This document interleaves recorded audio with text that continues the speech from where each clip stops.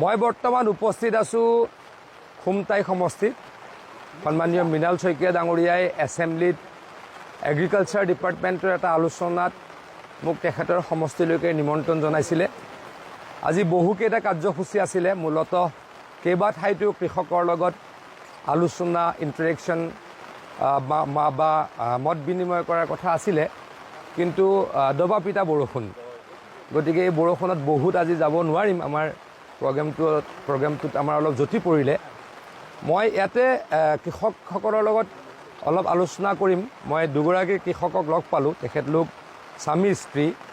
তেখেতলোকৰ পৰা কথা এটা শুনিলোঁ, শুনিয়ে মই সকলোকে জনাম বুলি মই লাইভত যাবলৈকে সিদ্ধান্ত ল'লোঁ। আপোনাৰ নামটো কি? দিগন্ত গগৈ। বাইদেউৰ নামটো কি? লাৱণ্য গগৈ।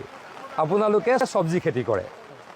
দিগন্ত গগৈ ডাঙৰীয়া আৰু লাৱণ্য গগৈ ডাঙৰীয়ানীয়ে 5 বিঘা মাটিত চব্জি খেতি কৰে। এইবাৰ কি কি খেতি কৰিলে? বৰ্তমান আমাৰ আছে এতিয়া তিয়ঁহ বিকি আছোঁ, তিতা কেৰেলা আছে আৰু এতিয়া কোমোৰা আৰু জাতিলাও। তিয়ঁহ, কোমোৰা, জাতিলাও, তিতা কেৰেলা। এতিয়া আপোনালোকে এই 5 বিঘা মাটিত যে খেতি কৰে, প্ৰত্যেক বছৰে কৰে, কিমান টকা ইনকাম হয়? আপোনাৰ প্ৰতি বিঘা মাটিত এতিয়া যদি লাও খেতিটোকে বা কোমোৰা খেতিটোৱে এতিয়া যদি আমাক খুব সুন্দৰকৈ হয়, তাৰমানে এবিঘা মাটিত 1 বা 1.5 লাখ টকা উঠিব, একদম স্বাভাৱিক। তাৰমানে খৰচ বাদ দিলে কিমান থাকিব? খৰচ বাদ দিলে মানে এবিঘা মাটিত 25,000 পৰা 30,000 টকা খৰচা ধৰি লওক। মই কেইদিনমানৰ আগৰ পৰা কৈ আছিলোঁ, আজিতো মই নিজে ফিল্ডত আহি কথা পাতিলোঁ। কেইদিনমানৰ আগৰ পৰা কৈ আছিলোঁ যে চব্জি যদি খেতি কৰোঁ, শাক পাচলিৰ খেতি কৰোঁ, আমি 80,000 পৰা 1 লাখ টকা নেট ইনকাম কৰিব পাৰোঁ। আজি দুজন উদ্যমী কৃষক, প্ৰগ্ৰেছিভ কৃষকক লগ পালোঁ। তেখেত দুয়োগৰাকীয়ে কাম কৰে। মৃণাল শইকীয়া ডাঙৰীয়াই লাৱণ্য গগৈ ডাঙৰীয়ানীৰ কথা বিধানসভাত কৈছে, তেখেতৰ স্বামীয়ে কয় ইমান কাম কিয় কৰিব লাগে, কিন্তু কষ্ট কৰিছে যদিও তেখেতলোকে এটা ছিজনত এই চব্জিখিনি কিমান দিনত হৈ যায়? 3 মাহ। তো চিন্তা কৰি চাওক আপোনালোকে। মই অসমৰ ৰাইজক অলপ এখেতলোকৰ ইনস্পিৰেশ্যন ল'বলৈকে অনুৰোধ কৰিছোঁ, আৰু সেইকাৰণেই মই লাইভত আহিলোঁ। 3 মাহ মাত্ৰ খেতি কৰি 5 বিঘা মাটিত এখেতলোকে 5 লাখ টকা ইনকাম কৰে। গতিকে আমি কি কৰিব লাগে? আমি ধানটো কৰিব লাগিব। মই ধান কৰাৰ বিৰোধিতা কেতিয়াও কৰা নাই, কিন্তু ধানতকৈ আমি ক'লৈকে যাব লাগিব? চব্জি খেতিলৈকে, পাচলি খেতিলৈকে, বা আমি হৰ্টিকালচাৰ, মই যিটো কৈ আছোঁ, আমি যদি নাৰিকল লগাওঁ, আমি যদি তামোল লগাওঁ, আমি যদি কঁঠাল লগাওঁ, আমি যদি মধুৰিআম লগাওঁ, এনেকৈ কৰিলে আৰু ইনকাম কৰিব পাৰি। আমি যদি ক'ৰবাত তামোল লগাওঁ, এবিঘা মাটিত 175ডাল তামোল লগাব পাৰি। তাৰ মাজত খেতি কৰিব পৰা যায়। আনাৰস কৰিব পাৰি, মাল্টি ক্ৰপিং কৰিব, পাচলি কৰিব পাৰি, আদা কৰিব পাৰি, হালধি কৰিব পাৰি।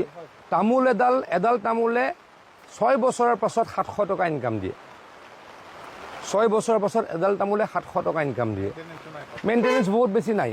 তাৰপাছত যদি আমি জালুক লগাই দিওঁ, এডাল জালুকে 4 বছৰৰ পাছত 2 কেজিকে প্ৰত্যেক বছৰে জালুক দিয়ে।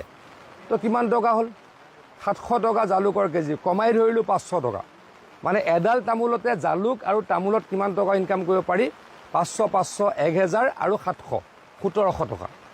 তাৰমানে 1700 টকা আৰু 1700 ইনটু কিমান হ'ব? 1700ক যদি আমি পূৰণ কৰি দিওঁ 175ৰে, কিমান হ'ল?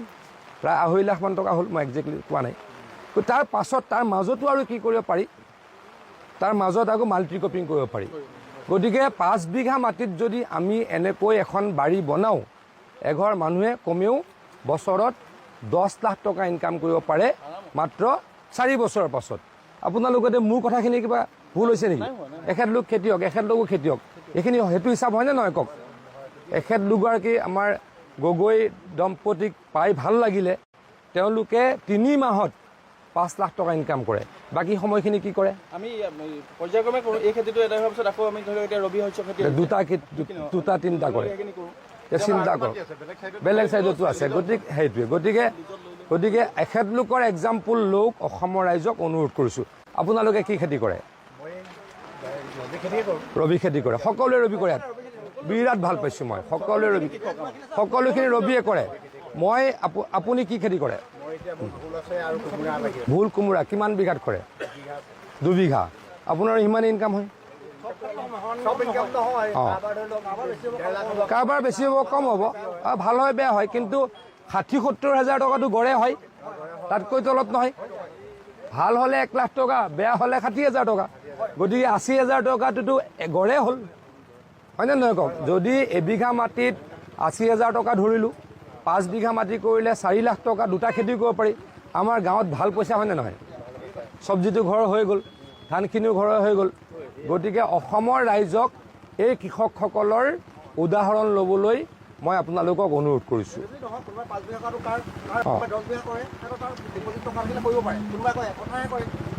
সেইটোৱে যাৰ যিমান আছে আৰু যাৰ যিমান আছে, মই এবিঘা মাটিৰ হিচাপত উলিয়াইছোঁ। কিন্তু এবিঘা কৰিলেওতো চলিব পাৰি। এবিঘা মাটিত যদি 3টা খেতি কৰি দিয়ে, তাতোতো 2.5 লাখ টকা হ'ল।